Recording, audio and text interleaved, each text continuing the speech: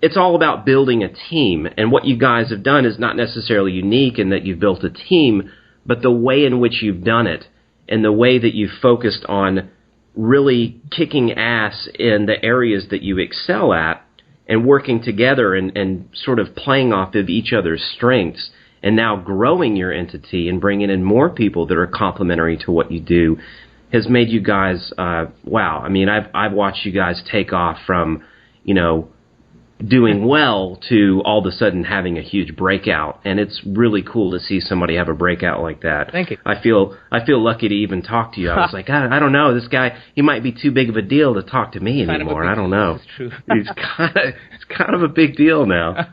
But anyway, it's really cool. Now tell me about your process and why you guys decided to just create this one major Bible type of work on your niche focus instead of breaking it into multiple chunks. And why did you guys wait over 2 years before you came out with that first book? Were you not ready, or because you guys didn't have any way to monetize this at all really until you came out with that book, right? Right. So a few things. We were originally monetizing with links to Amazon.com. So we've been very obsessive about who we are. And part of that who we are includes that we're independent, that we're neutral. We don't sell anyone else's products, be it, digital, fitness, whatever.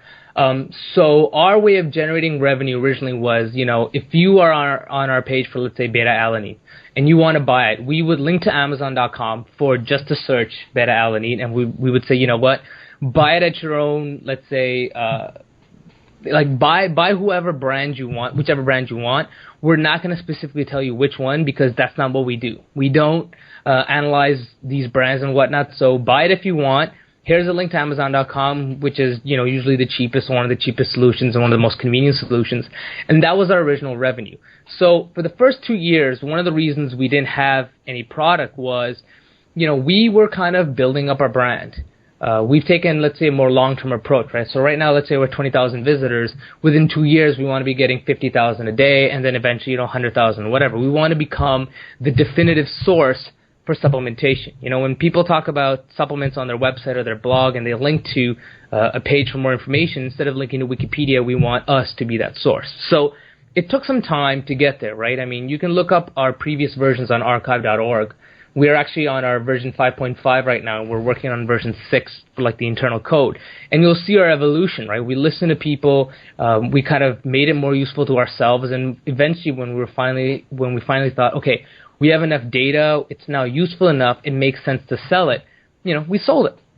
And the nice thing about that was because we had worked so hard for so long, there was no one to doubt our motivations. There was no one to say, hey, they're making a grab for money, or hey, can we actually trust this information? By then, we had been published, like Men's Health had come to us, Men's Fitness, all these guys. We were just in The Guardian a few weeks ago, and again, they came to us.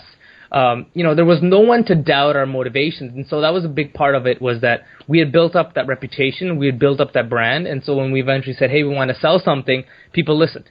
Which is why now, we have over 11,000 people who bought our reference guide, and they are very happy. We know the industry rates for refunds, and we're about 1/3 the rate that most other companies or most other people go through. The one thing I did want to touch on that you were talking about before is how we built up the team. I've always tried to be very helpful. I come from a tech background. I'm a computer engineer by degree. And in open source and online tech communities, there's a lot of helping each other. There's a lot for, you just ask someone a question. If they can help, they'll help. They'll put in time via Twitter, via email, or whatever. They'll put in the time. And so before we ever even hired anybody outside of Curtis and I, we built an advisory team. And I think that advisory team was really important. It wasn't just people that I thought were famous. It wasn't just people that I thought, it would be cool to have them on our team. These were people I'd already talked to. These are people I engaged in email conversations or phone conversations where I'd met them face-to-face. And these were people whose opinions and thoughts I respected.